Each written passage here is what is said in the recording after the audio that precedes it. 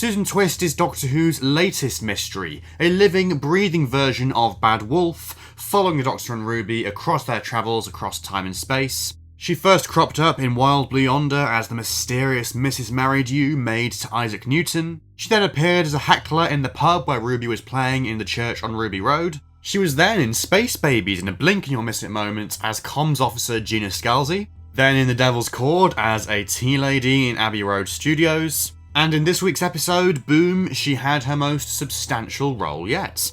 Today we'll be checking in with the Susan Twist mystery, looking at the latest developments, seeing where it could be heading. And yeah, this seems to be becoming a weekly series on the channel. Maybe I should call it something like Twist Watch, I don't know. But yeah, Susan Twist's latest role was the sort of interface for the Vilengard Corporation ambulance machine type things that were on this battlefield in Castarian 3. And it's funny because they have been confirming Susan Twist's involvement in upcoming episodes on the cast list, in the week beforehand or the fortnight beforehand. And when people saw this one, they were like, Susan Twist as ambulance?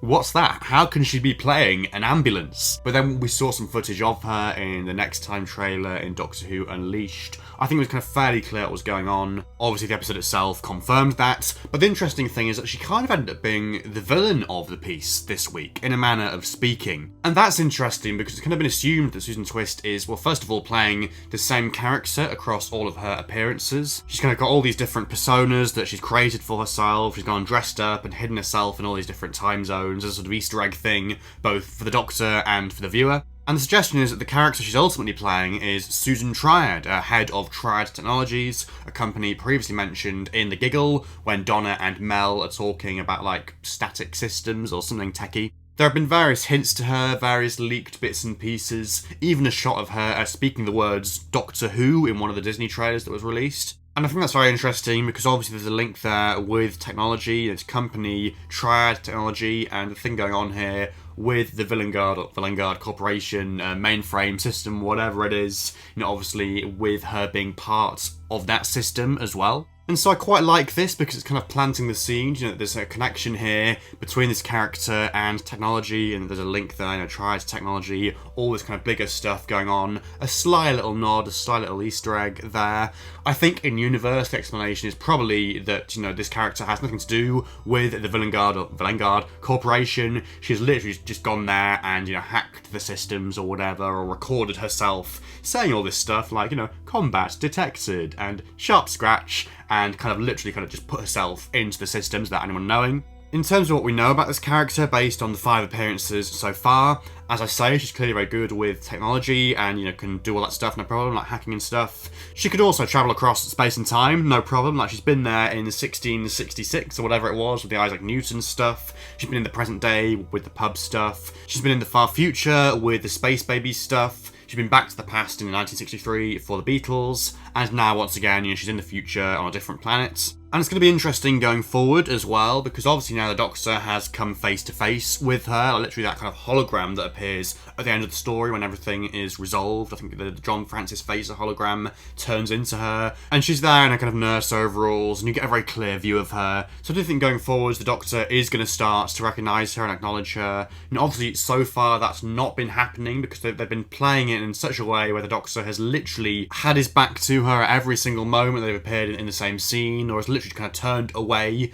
the moment that Susan Twist's character has turned towards him. And hopefully from now on things are going to be different, it's going to be like in Regency England or something, and be thinking, hang on a minute, what's she doing here? That woman from Castarian 3. And my guess is that he will have pieced it all together to some extent before we even get to the finale. So we're actually going into that story with him being aware of who she is, and obviously she's very aware of who he is. And maybe there'll still be more answers to come, or more secrets to be revealed about, who she really is, maybe like Ruby's mum, or the one who waits, or whatever it may be. But yeah, I kind of get the feeling that we will go into the finale with the Doctor being like, right, I've noticed this woman across my travels, now I'm going to find out who she is, and that's kind of the main thrust of the story, perhaps.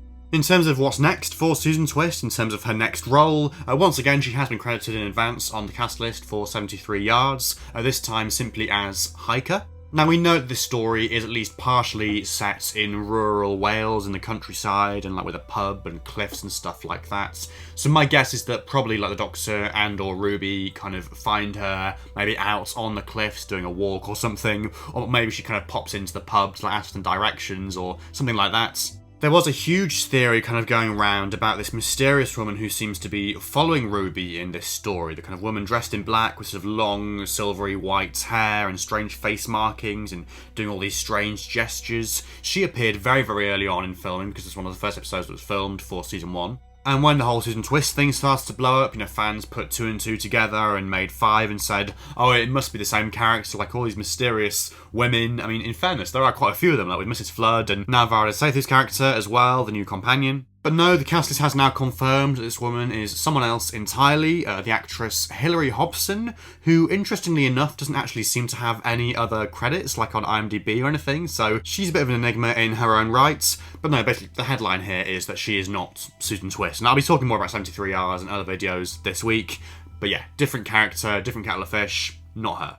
And it does seem very, very likely now that Susan Twist will be appearing in every episode of the season, so I think it's safe to assume she will be in Dot and Bubble, or maybe like as a resident of this futuristic colony, or maybe once again she's like hacking technology and she's there like in this kind of bubble thing surrounding this character Lindy. And then in Rogue, she's surely going to be like one of these people at the ball in all this Regency dress and stuff, or maybe like a kind of maid character again, like in Wild Blue Yonder. But yes, the way this is all shaping up is very, very intriguing indeed. Russell has actually started to acknowledge the whole Susan Twist thing as well. So on the Invision commentary for Boom they did with Stephen Moffat and Joel Collins, he made this throwaway comment about Susan Twist and how there was like a shortage of actors at Equity or something. So that's the reason they keep reusing her. Like he says, oh yeah, she's been in the show a few times in various roles and stuff. Like, we're not going to deny that. But there's nothing bigger going on. There's no bigger mystery or anything. And it's like, yeah, sure, okay. It's such a little clever mystery, such a clever idea. I love it. I think it's great. And it's prompting so much speculation as well, and so many theories. I mean, obviously last week I discussed the fact that perhaps she could be Ruby's mum, which I still think, there could be something in that. Particularly when you consider that her character is literally the person who checks for Ruby's next of kin. Like, how ironic would it be if her actual next of kin was right there under her nose? There's also the meddling monk theory as well, of course, all the stuff with the one who waits, is she one of this pantheon of gods? There's also quite a bit of speculation about her maybe being the Doctor's granddaughter, Susan Foreman, but I don't really see that myself, because number one, I think this character is a villain, someone who is up to no good. Now, okay, maybe Susan could have turned evil or something, but I'm not really sure about that, especially when Caroline Ford is literally still right there.